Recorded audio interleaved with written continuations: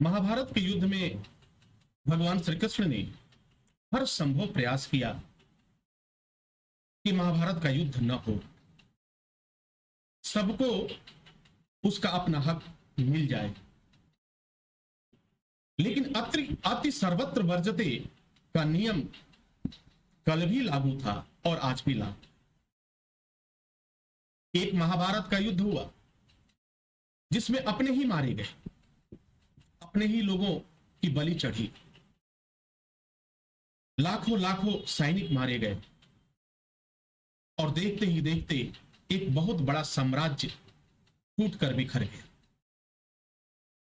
और पूरे विश्व में महाभारत का युद्ध जो है, यह हमें बार बार एक संदेश देता है कि हमें महाभारत के उन पलों से यह सीखना चाहिए, यह जानना चाहिए कि हम कोई भी ऐसा कार्य न करें जिसके वजह से पुनः एक बार महाभारत का युद्ध हो।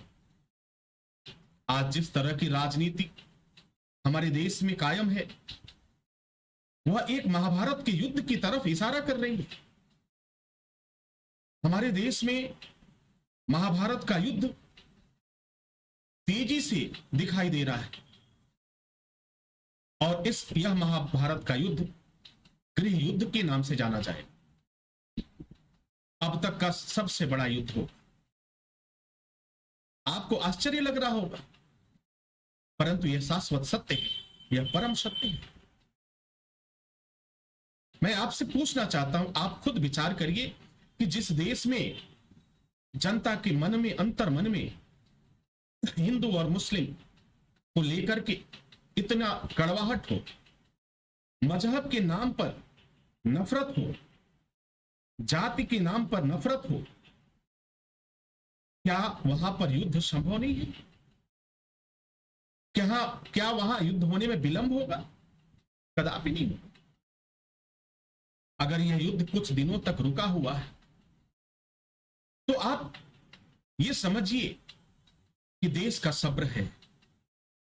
देश में जिस तरह से बेरोजगारों की संख्या बढ़ रही है, जिस तरह से युवा बेरोजगार होता हुआ नजर आ रहा है, जिस तरह से हमारे देश में महंगाई बढ़ती हुई नजर आ रही है, जिस तरह से हमारे देश में भूखमरी और गरीबी बढ़ती हुई नजर आ रही है, सच्चाई तो यही है। जब आपके हाथ में कोई काम नहीं होगा और भूख सताएगी तो आप क्या करोगे? आपके पास पैसे नहीं होंगे, आपके पास जमीन जायदाद नहीं है कि आप बेचकर खाओगे, आपकी मदद करने वाला कोई नहीं होगा। तो जब उस समय सरकार की नीतियों के प्रति आपका अविश्वास हो जाएगा और आपको जब उस दिन ऐसा महसूस होगा कि हम लोगों का शोषण, देश का शोषण चरम सीमा पर है, उसी दिन देश में विद्रोह होगा, उसी दिन देश में युद्ध होगा। और एक ऐसा युद्ध होगा जिसमें हमारा ही नुकसान होगा, हम अपने परिवार का ही नुकसान करेंगे। पूरा भारत एक परिवार है, हम किससे लड़ेंगे? मैं विगत कई वर्षों से कोशिश कर रहा हूं, लेकिन कहीं ना कहीं मैं अपने आप को असमर्थ महसूस कर रहा हूं। कुछ ऐसे लोग हैं जो इस बात को समझ गए, हर धर्म, हर मजहब, हर जाति पंथ के लोग जब इस बात को समझे तो उन्होंने कहा, महाराज श्री उत्तम बात कहा, हम वास्तव में एक लड़ाई की तरफ बढ़ रहे हैं, वास्तव में एक युद्ध की तरफ बढ़ रहे हैं जो कभी होना नहीं चाहिए, क्योंकि भारत ने बहुत कुछ खोया है। और भारत को जिस तरह से बेरोजगार बनाया जा रहा है, जिस तरह से महंगाई बढ़ाई जा रही है, जिस तरह से देश को लूटा जा रहा है, जिस तरह से लोगों का हक छीना जा रहा है, युद्ध होने में तनिक भी संदेह नहीं। आज कई ऐसे महात्मा हैं, कई ऐसे महानुभाव हैं जो इस विचारधारा को एक नई धार दे रहे हैं। मैं आपसे ये पूछना चाहता हूं, मैं आपसे कहना चाहता हूं, क्या मैंने जो कहा अगर उसमें लेस मात्र भी सत्यता है तो आप मेरा साथ दीजिए। अगर आपको लगता है कि मैं महाराज श्री जो भी बात कह रहे हैं इसमें झूठ है, अगर आपको यह लगता है कि हमारे देश में बेरोजगारी नहीं है, तो शायद मैं झूठ बोल रहा हूं। अगर आपको यह लगता है कि हमारे देश में महंगाई नहीं है, तो बेशक मैं झूठ बोल रहा हूं। और आपको यह लगता है कि हमारे देश से गरीबी खत्म हो गई, तो शायद मुझसे बड़ा कोई झूठा हो ही नहीं सकता। और मैं ये स्वीकार करता हूं कि मैं झूठ बोल रहा हूं, क्योंकि आप मान रहे हैं।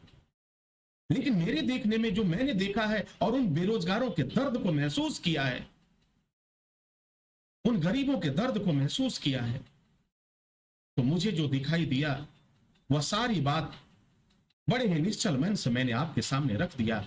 अब निर्णय करना आपका काम है।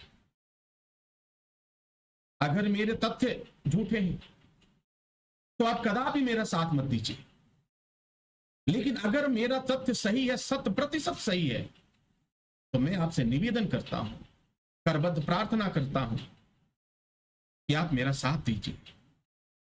या अगर कोई अभियान आप चला रहे हैं उसमें मुझे भी अपने साथ शामिल करिए और देश को गृह युद्ध से बचाने का प्रयास करिए। देश की बेरोजगार जनता कल को विद्रोह कर दे, उसे रोकने का प्रयत्न कीजिए। और अगर हम इसमें कामयाब हुए तब शायद वास्तव में हम देश के प्रति अपने कर्ज को अदा कर पाएंगे। इस मातृभूमि को हम अपना कर्ज अदा कर पाएंगे। यह सोचना कार्य आपका है, समझना आपको है, निर्णय लेना आपको है, क्योंकि मैं जानता हूं कि आपके पास वो असीम ताकत है, वो असीम क्षमता है। आप कुछ भी कर सकते हैं। एक अकेला व्यक्ति कुछ नहीं कर सकता। कल मैं चला था अकेला, कुछ लोग मुझे तमाम तरह के ताने भी देते थे, मैंने उसकी कोई परवाह नहीं किया, मैं आगे बढ़ता रहा। और आप जैसे लोगों का साथ मिला और हम एक नई कहानी लिखने की दिशा में बढ़ रहे हैं, एक एक कोशिश कर रहे हैं। हम कम से कम अपने समाज को तो समझा सकते हैं। हम ये वचन तो ले सकते हैं अपने आप से कि आज के बाद हम हिंदू, मुस्लिम, सिख, ईसाई इन धर्म के नाम पर कभी आपस में लड़ेंगे नहीं। ये शपथ खाते हैं, संकल्प लेते हैं। हम ये संकल्प तो ले सकते हैं कि हम जाति पात मजहब के नाम पर कभी एक दूसरे से विवाद नहीं करेंगे, एक दूसरे का कत्लेआम नहीं करेंगे, एक दूसरे से कभी लड़ेंगे नहीं। इतना तो हम कर ही सकते हैं और अपनी ताकत को उस दिशा में लगाएंगे जो इस विचार को, इस विचारधारा को मजबूत करता। हमें झूठे लोगों का पर्दाफाश करना है और देश को बचाना है, तभी देश की वास्तविक विकास की कहानी आपके सामने नजर आएगी।